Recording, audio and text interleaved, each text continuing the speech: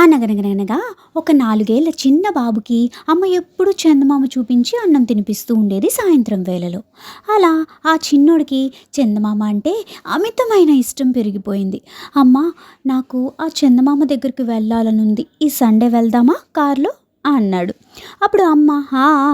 వెళ్దాంలే. అన్నం తిను ముందు" అంది. అలా ప్రతిసారి ఏదో ఒకటి చెప్పేది. అయితే ఒకరోజు రాత్రి చందమామ మబ్బుల చాటున ఉండగా మన బుడ్డోడికి చందమామ కనిపించలేదు. అమ్మ, నాకు చందమామ కావాలి అన్నాడు. దోసిల్లో నీళ్లు పోసుకుని చూపించింది అమ్మ. "ఉహుం, అందులో కనిపిస్తున్న వెలుగు లైట్‌ది, చందమామది కాదు" అన్నాడు. "అమ్మ, ప్లీజ్ చందమామ దగ్గరకు తీసుకెళ్ళు" అన్నాడు.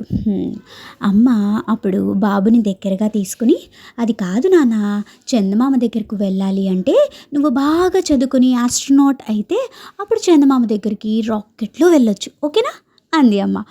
"ఓహో, నా బెస్ట్ ఫ్రెండ్ దగ్గరకు వెళ్ళాలంటే బాగా చదువుకోవాలి అన్నమాట. ఓకేమ్మా, నువ్వు చెప్పినట్టే చేస్తాను" అన్నాడు. అమ్మ రోజులాగే జోలపాట పాడి పడుకోబెట్టింది. అదే ఆలోచనలో ఉన్న ఈ చిన్నారికి ఒక అందమైన కల వచ్చింది.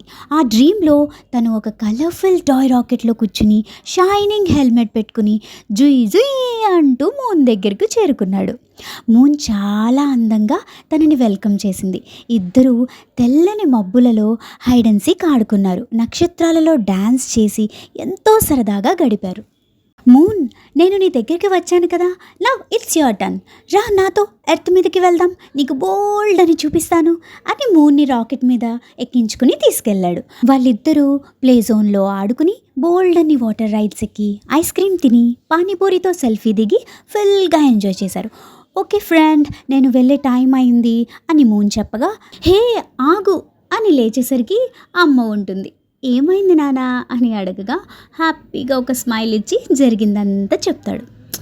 అప్పుడు అర్థమవుతుంది అమ్మకి. అప్పటినుంచి వాళ్ళమ్మ తన డ్రీమ్ మీద, అంబిషన్ మీద ఫోకస్ పెట్టి ఆ బాబుని ఎంకరేజ్ చేస్తూ ఉంటుంది. మనం కూడా మన పిల్లల చాయిస్కి ఇంపార్టెన్స్ ఇద్దాం. వాళ్ళకి ఏమి ఇష్టమో ఏమి ఇష్టం లేదో వాళ్ళతో కాసేపు ఫ్రెండ్లీగా గడిపి తెలుసుకుందాం. ఓకేనా ఫ్రెండ్స్?